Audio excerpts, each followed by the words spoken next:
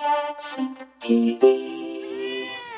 What's up everybody, JB here for CatSynth TV. Today we're going to be taking a look at two works featuring the drummer Joe Berardi. Joe Berardi, you remember we did a review of an album he put out a few years ago. This is him in a couple of different contexts here, more improvisatory.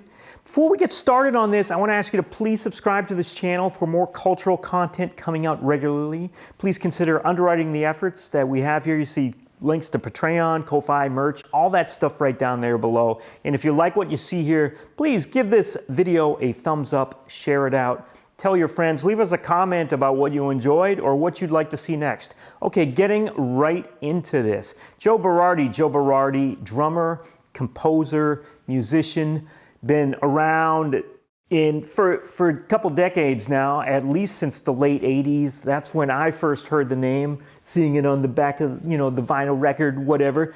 He's doing all kinds of different musics. The music on the album that we reviewed a few years ago was more tight, crafted compositions. This is more kind of freewheeling improvisation, if you like. We got two different albums we're actually going to be looking at here today. The first is by a duo called Spek, and the second is a trio called Royal Flux. Don't confuse Royal Flux with Royal Trucks or Royal Flush or any other similarly named bands. This is Royal Flux. Okay, let's take a look at the first one right here, Spek. This is a disc called The Bronze Age. We see the cover right there. Nice little piece of auto dicks on the cover here. Spek is a duet of Janie Cowan on contrabass and electronics, and Joe Berardi on percussion and electronics. And the electronics part of it is kind of the key word here because, while we do hear the bass in all of its glory and the drums kind of going away, at times the electronic processing and triggering or whatever is going on here gives us plenty of unrecognizable, unidentifiable sounds, and it really expands things out. Janie Cowan, okay, again, is a bass player, but we're not talking about the electric bass. We're, of course, talking about the upright bass, the bass violin, if you like, the contrabass. Fantastic player, deep sense of groove. She's got some serious groove and some serious tone. Oh, it's just so beautiful. And the two of them mesh together just incredibly beautifully. The first few tracks on this album start off with kind of grooves and these kind of loping feels. A favorite of mine was the second track, which is called The Slow Loris Struts. I hope I'm pronouncing that correctly, where we got this kind of monstrous lurching groove, and you hear just that bass has got that deep, woody tone, and it's fantastic. As things go on, the kind of grooves start to get, more integrated with, as I said, there's this electronic expansion going on.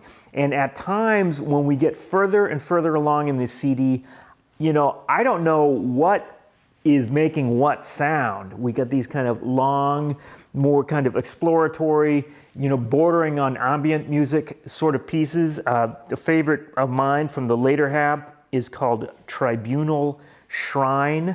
Just, oh my goodness, this is really music making at the highest level of communication. And again, it was live in the studio. That's the thing about it. It wasn't, as far as I understand, there wasn't post-production on it besides the mixing and whatnot.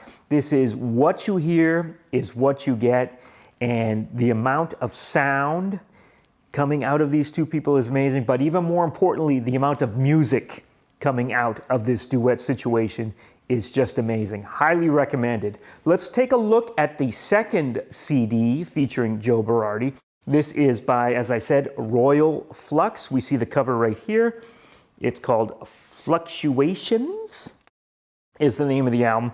And this is a trio situation with Sarah Kramer on trumpet, flugelhorn, electronic effects, and so forth. Joe Berardi again on drums and percussion and his effects and electronics, and Jorge Calderón on bass and percussion. This is a really interesting trio. This is a fantastic trio, and what really knocked me out especially, not to say the other two musicians are slouches by any stretch of the imagination, but Sarah Kramer is just a fantastic trumpet player. Kind of, oh my goodness, some of these, note choices and where she goes with her part of the improvisation, just amazing. A really fantastic storyteller as far as the way she gets her thing across. There's a little bit, of course, of Miles Davis in her playing. There's two tracks, as a matter of fact, that seem to sort of point in that direction. A track called Kinda Red, followed up by a track called Miles Shorter, right? You see where I'm going with this?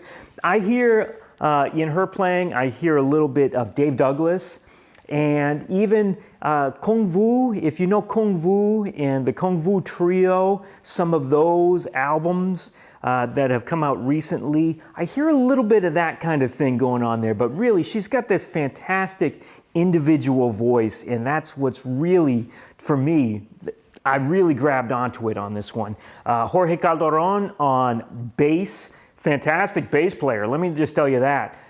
He reminds me at times, the way he goes at things, his tone and the approach that he takes to it reminds me a little bit of, if you've heard Mike Watt in those kind of improvisational settings, I'm thinking in particular, there was that great Bootstrappers album with Elliott Sharp that came out in, gosh, late 80s, early 90s at this point, whatever that was.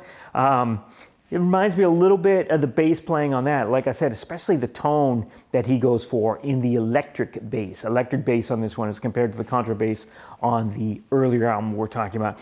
All of these tracks are just killer. Let me just tell you, you've got the exploratory things, but you've always got that kind of melodic thread and that melodic playing, that very advanced melodic playing coming from Sarah Kramer on the trumpet, moving things in certain directions. I highly, highly recommend this. We even get into some dubby kind of grooves at points on here, and I would compare that to, if anyone out there know those couple records that Nels Petter Mulver did with Sly and Robbie. You know what I mean? It kind of approaches that. Of course, we get a different kind of groove coming from Joe and Jorge as compared to what Sly and Robbie put down, but it's not a million miles away in the end result. So again, this whole CD, totally recommended for me. Both of these albums are fantastic. Let's take a look at them just side by side right there once again.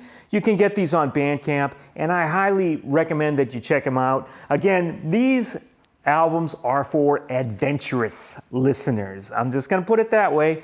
You know what I mean? If you're little, saying, oh, is this not jazz? Is this jazz? Whatever, and you're a little bit hung up on what it is or what it isn't, maybe this isn't for you.